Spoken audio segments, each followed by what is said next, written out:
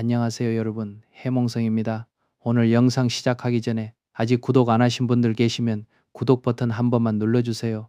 오늘 같은 내용 놓치면 진짜 아까운 얘기들만 골라서 가져오거든요. 자, 오늘 본격적으로 시작해 볼 텐데요. 여러분한테 질문 하나 드리면서 시작할게요. 지금 이 순간 전 세계 경제의 중심이자 인류의 미래가 결정되는 진원지가 어디라고 생각하세요? 뉴욕 월스트리트요? 맨해튼 한복판에서 수트 딱 빼입고 블룸버그 화면 들여다보는 애널리스트들이 판을 움직이고 있다고요? 아니면 천재들만 바글바글 모여있다는 캘리포니아 실리콘밸리요? 구글, 애플, 메타가 모여있고 스탠퍼드 박사들이 넥타이도 없이 후드티 입고 다음 10년을 설계하는 그 동네요? 틀리셨습니다. 다 틀렸어요. 2026년 지금 이 시점에서 글로벌 기술 패권의 판도를 송두리째 뒤바꾸고 있는 지각변동의 진짜 진원지는 대한민국 경기도 평택입니다. 평택이요? 그냥 지방공단 도시 아니에요? 라고 생각하실 수 있는데 그 평택 인식 자체가 지금 완전히 바뀌어야 해요. 경기도 평택은 오늘날 기준으로 지구상에서 가장 중요한 산업 지형 중 하나입니다. 이유는 딱 하나예요. 삼성전자의 반도체 메가 캠퍼스가 거기 있거든요. 근데 여러분, 이 메가 캠퍼스라는 표현이 어떤 스케일인지 좀 풀어서 얘기해 드려야 해요. 우리가 일상에서 공장이라고 하면 어떤 이미지가 떠오르세요? 기계 소리 덜컹거리고 용접 불꽃 튀고 아저씨들이 안전모 쓰고 일하는 그런 그립이요. 평택 삼성 캠퍼스는 그 개념을 완전히 벗어납니다. 인류가 지금까지 건설한 건축물 중에서 가장 정밀하고 가장 경이로운 스케일을 자랑하는 구조물이에요. 일반 공장이 아니라 하나의 도시 수준입니다. 진짜로요.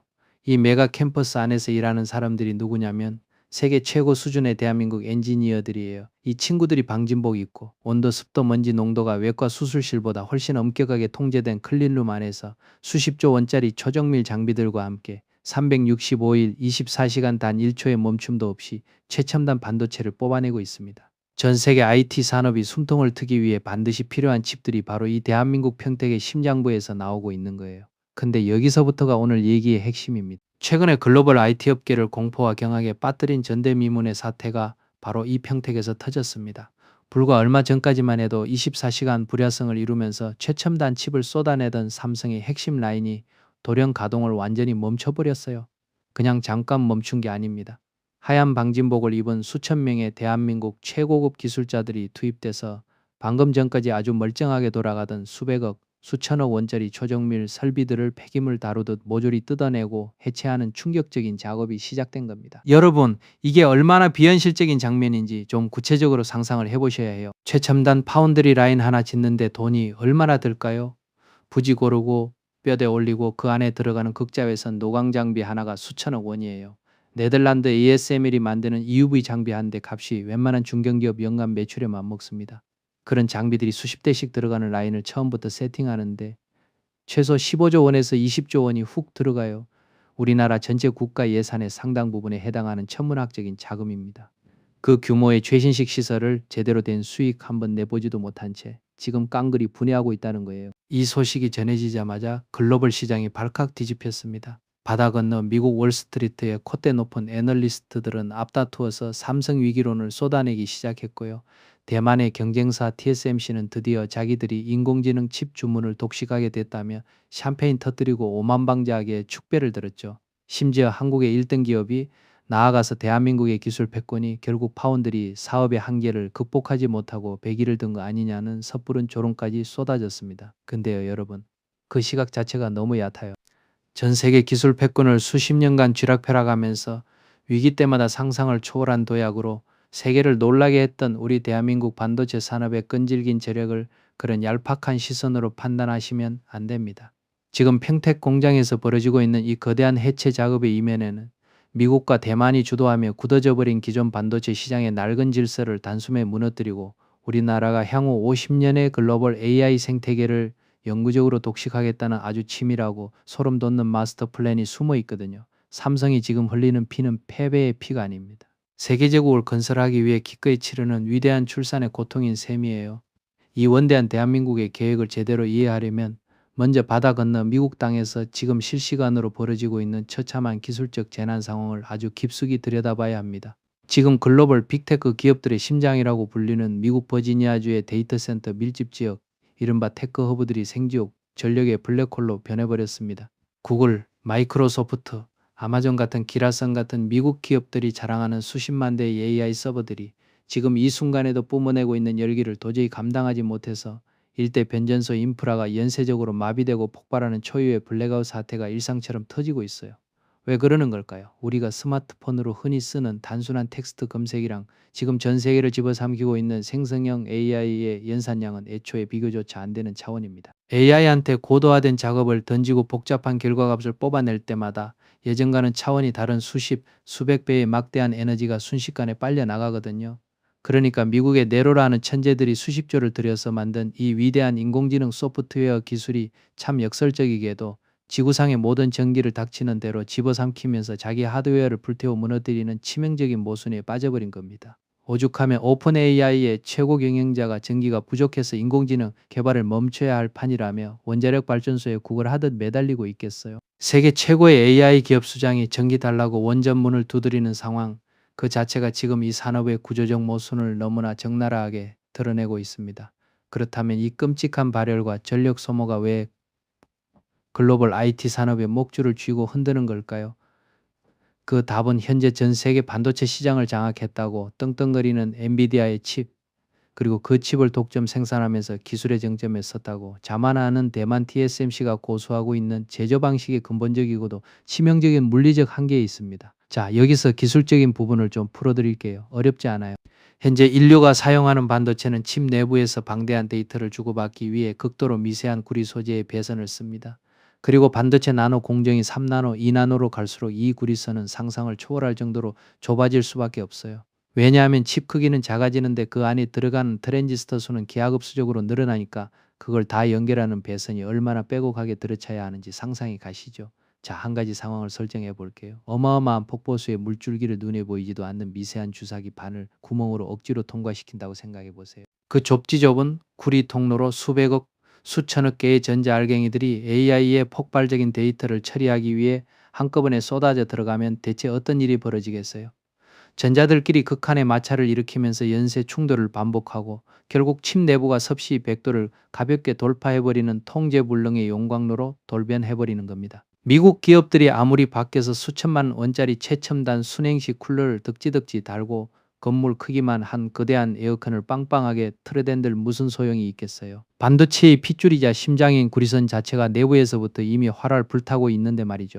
결과적으로 지금 글로벌 데이터 센터 전체 전력의 절반 가까이가 인공지능을 똑똑하게 만드는 데 쓰이는 게 아니라 오직 이 불타오르는 기기들의 열을 식히는 데에만 처참하게 허비되고 있습니다.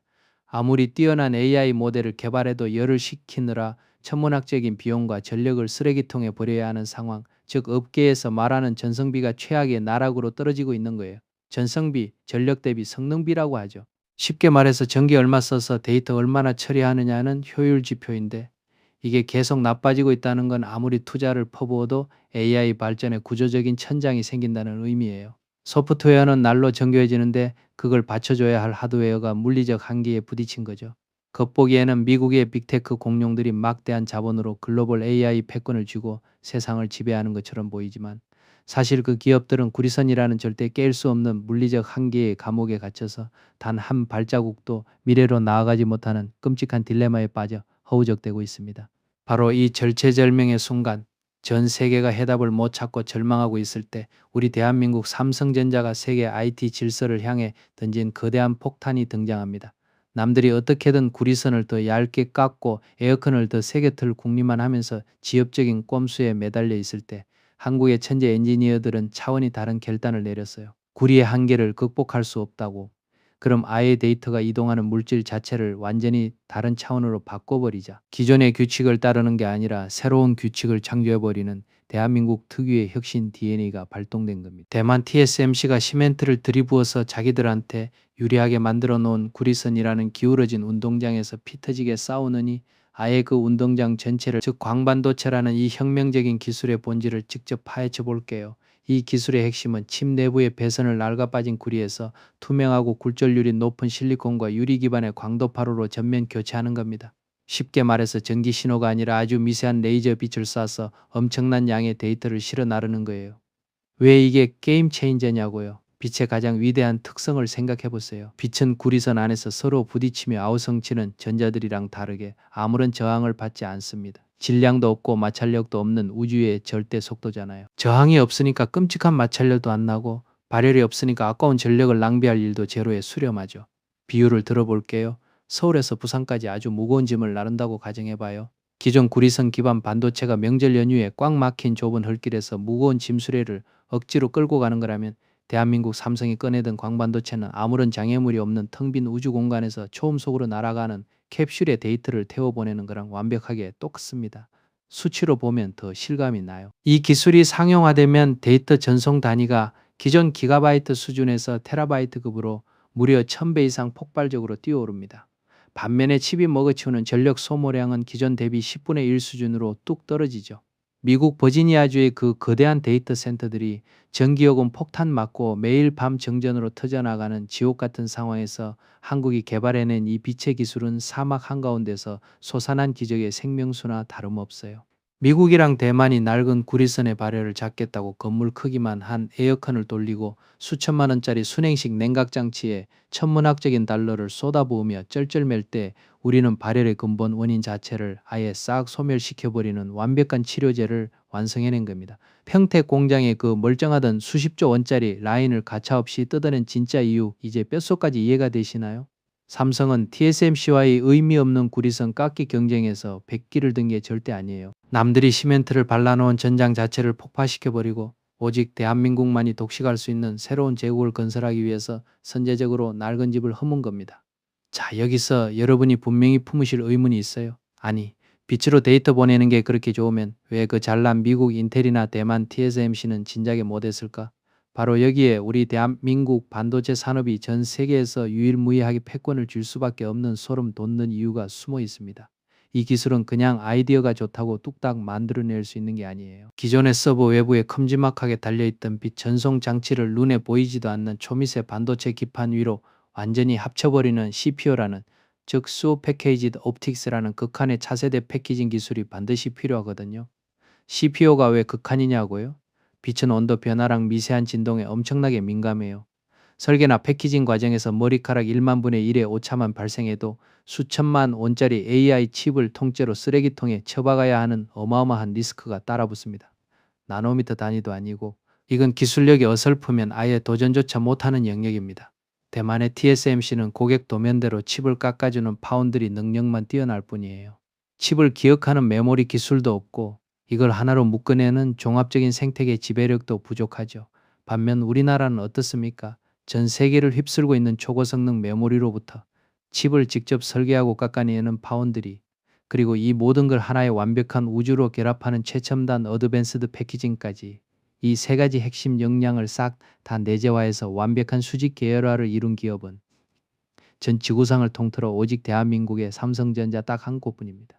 이게 얼마나 압도적인 차이냐면 다른 회사들은 레이스 트랙에서 엔진, 타이어, 운전자를 각각 따로 조달해야 하는데 삼성은 엔진도 직접 만들고 타이어도 직접 만들고 드라이버도 자기 사람인 상태라는 거예요. 삼성은 이미 글로벌 핵심 인재들을 무서운 속도로 빨아들이고 있어요.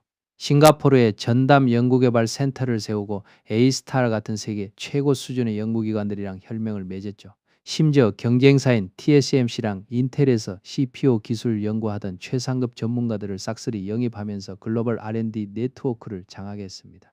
그리고 남들이 2030년 이후에나 가능할 거라며 지레 겁먹고 있을 때 삼성은 2027년 상용화라는 명확한 데드라인을 전 세계에 선포해 버렸습니다. 이건 단순한 기술 발표가 아니에요. 대만과 미국이 양분하던 기존 반도체 권력을 강제 종료시키겠다는 대한민국의 아주 당당한 선전포고입니다. 자, 이 거대한 빛의 혁명이 본격적으로 시작되면 우리 주변의 세상은 어떻게 바뀔까요? 가장 먼저 걷잡을 수 없는 지각 변동이 일어날 곳은 바로 글로벌 빅테크들의 데이터 센터예요. 아마존, 구글, 마이크로소프트 같은 콧대 높은 미국의 공룡 기업들 이제 선택의 여지가 없습니다. 살아남으려면 당장 기존에 펄펄 끓는 구리선 서버를 모조리 폐기 처분하고 한국에서 건너온 광반도체 칩으로 서버를 싹 다 교체해야만 해요. 여기서 새롭게 발생하는 교체 수요만 따져봐도 수백조 원을 가볍게 뛰어넘습니다. 우리 기술력이 전 세계 자본을 진공청소기처럼 빨아들이는 짜릿한 역전극이 벌어지는 거죠. 어디 이뿐인가요? 우리가 매일 타고 다니는 자동차 시장도 완전히 발칵 뒤집힙니다. 테슬라를 비롯해서 수많은 글로벌 기업들이 완전 자율주행을 외치고 있지만 도로 위에서 쏟아지는 방대한 영상 데이터를 구리선 칩으로 처리하다가는 발열을 못 견디고 시스템이 다운돼서 자칫 대형 사고로 이어질 위험이 도사리고 있거든요. 하지만 한국산 광반도체가 자동차의 두뇌로 들어가는 순간 자동차는 도로 위에 갑작스러운 장애물을 사람이 눈 깜빡이기도 전에 오차없이 인식하고 멈춰섭니다. 일론 머스크가 그토록 꿈꾸던 완벽한 무인자율 주행의 열쇠를 결국 우리나라 기술이 쥐어주게 되는 거죠. 매일 쥐고 사는 스마트폰도 마찬가지예요. 하루 종일 고사양 게임 돌리고 AI 돌려도 얼음장처럼 차가운 기적의 스마트폰 생태계가 바로 한국의 손에서 탄생하게 됩니다. 이 거대한 산업의 변화는 결국 여러분의 계좌, 매일 아침 열리는 주식시장에서 피도 눈물도 없는 희비산곡선을 그려낼 겁니다. 여의도 증권가에서 수십 년 구른 지인의 씁쓸한 실패담 하나 들려드릴게요. 이분이 AI 시대가 오면 엄청난 열이 날 거라는 단편적인 사실 하나만 믿고 전선 만드는 구리 관련 주식이랑 서버 시켜주는 거대한 냉각 장비 회사의 전 재산은 물론이고 빚까지 끌어모아서 박았거든요. 작년까지만 해도 상한가 치면서 세상을 다 가진 듯 환호했죠. 하지만 평택 공장이 무너지고 대한민국의 광반도체 상용화가 수면 위로 떠오른 순간 이분 계좌는 끔찍한 지옥으로 변했습니다. 빛으로 통신하는 열조차 안 나는 칩이 쏟아져 나오는데 두꺼운 구리 전선이랑 수천만 원짜리 에어컨 장비가 다 무슨 소용이 있겠어요? 기술의 거대한 판 자체가 바뀌고 있다는 사실을 못 읽으면 아무리 열심히 투자해도 눈 뜨고 코 베이는 게 이 무자비한 자본시장의 섭리입니다. 반대로 이 빛의 시대가 열리면서 우리나라의 숨은 강소기업들은 전례 없는 황금기를 맞이하고 있어요. 기존 낡은 장비가 아니라 빛을 투명하게 통과시키는 새로운 유리기판을 개발하는 한국의 소재 기업들, 그리고 머리카락 굵기보다 얇은 초미세 레이저로 집안의 빛의 고속도로를 뚫어주는 정밀 가공업체들, 이들은 삼성이라는 거대한 제국의 핵심 파트너로 신분 상승을 하면서 전 세계에서 쏟아지는 폭발적인 주문을 감당하게 될 겁니다. 이게 바로 우리가 낡은 구리의 시대에 미련 싹 버리고 새롭게 열리는 찬란한 빛의 밸류체인에 집중해야 하는 완벽한 이유인 거죠. 자, 그렇다면 지금 이 엄청난 변곡점 앞에서 여러분은 어떤 스탠스를 취하셔야 할까요? 딱 세 가지만 명심하세요. 첫째, 과거의 영광에 목매는 산업은 과감히 버리십시오. 시대가 저물어가는 구리 전선, 막대한 전력을 소모하는 전통적인 쿨링 시스템 관련 주식에 현혹되지 마세요.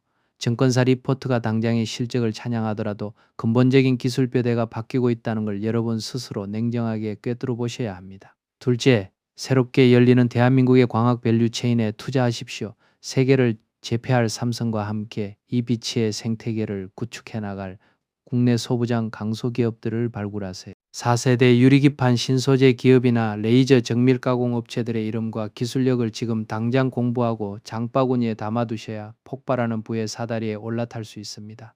셋째, 대한민국 1등 기업의 체질 개선을 절대 의심하지 마십시오. 평택 공장이 멈추고 라인 철거한다는 뉴스에 호들갑 떨면서 공포에 질리지 마세요. 그건 붕괴의 신호가 아니라 과거의 낡은 허물을 벗어던지고 세계를 집어삼킬 새로운 백년 기업으로 도약하기 위한 가장 역동적이고 건강한 진통입니다. 매몰 비용 손실을 기꺼이 감내하며 판을 엎어버린 경영진의 결단에 오히려 과감하게 베팅하셔야 합니다. 이제 모든 퍼즐이 맞춰지셨죠. 2026년 오늘 우리는 전자들이 엉켜 타오르던 낡은 구리의 시대가 저물고 찬란한 빛의 시대가 열리는 역사적인 변곡점 한가운데 서 있습니다. 엔비디아의 독주도 대만 TSMC의 거대한 아성도 결국 이 빛의 기술을 선점한 대한민국 앞에서는 새로운 질서에 순응하며 고개를 숙이게 될 겁니다. 남들이 얄팍한 공포에 휩쓸려서 뒷걸음질 칠 때 진정한 승자는 그 이면에 숨겨진 거대한 기회를 움켜쥐는 법이죠. 여러분은 낡은 과거에 묶여 소중한 자산을 방치하시겠습니까? 아니면 위대한 대한민국의 기술혁명과 함께 새로운 부의 주인공으로 올라타시겠습니까? 선택은 지금 여러분의 결단에 달려 있습니다. 오늘 해몽성에서 준비한 내용은 여기까지입니다. 이 거대한 지각 변동 속에서 진짜 흐름을 놓치고 싶지 않으신 분들 구독과 좋아요, 알림 설정 꼭 눌러주세요. 다음 영상에서 뵙겠습니다. 감사합니다.